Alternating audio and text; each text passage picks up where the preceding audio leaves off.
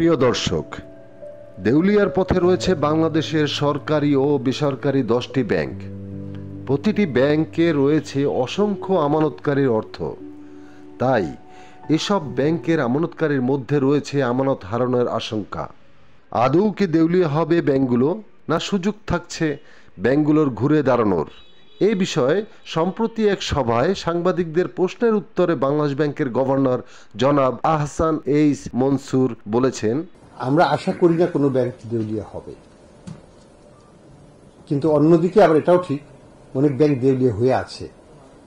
কিন্তু আমরা কাস্টমারের স্বার্থ রক্ষা করব, এই ব্যাংকগুলোকে আমরা ঘুরিয়ে দাঁড়াতে সাহায্য করব এবং ইনশাল্লাহ ওগুলো ঘুরে দাঁড়াবে। We are in an intensive program with them. ওগুলোকে টার্ন অ্যারাউন্ড আমরা করব ইনশাল্লাহ, দরকার হলে মার্চ করব, কিন্তু কাস্টমার আলটিমেটলি ক্ষতিগ্রস্ত হবে না।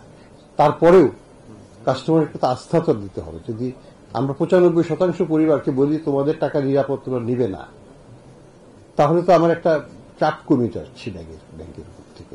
সেই উদ্দেশ্যেই এই ঘোষণাটা দেওয়া এবং এই তৎপরতা যে আমরা তোমাদের পাশে আছি। 95% পরিবার, ব্যক্তি বা বিজনেস, তাদের একটা পয়সা হারানোর কোনো সম্ভাবনা নাই। যদি আমার 50,000 টাকা থাকে আমি 50,000ই পাবো, আর আমার যদি 5 লাখ থাকে আমি 2 লাখ পাবো। এক্সিম ব্যাংকের ইস্যুটা ছিল যে ওই পলিসিটা আমরা আগে নিয়েছিলাম, ওটার পরে আমরা এই যে ব্যাংক গ্যারান্টি স্কিম যেটা আমরা করলাম, ব্যাংক লোন গ্যারান্টি, এটা পরে করা হয়েছে, এটা তার আগের ব্যাপার।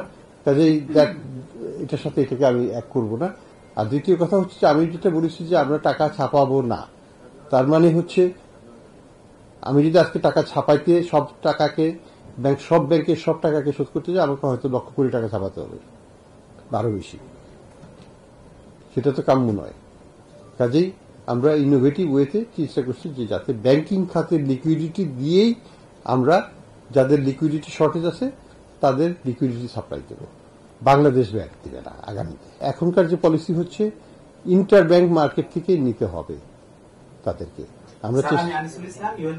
আমরা গ্যারান্টি দিব, ওই গ্যারান্টির এগেনস্টে দুর্বল ব্যাংকে সবল ব্যাংকগুলো টাকা দিবে, তখন তার কোনো রিস্ক থাকবে না।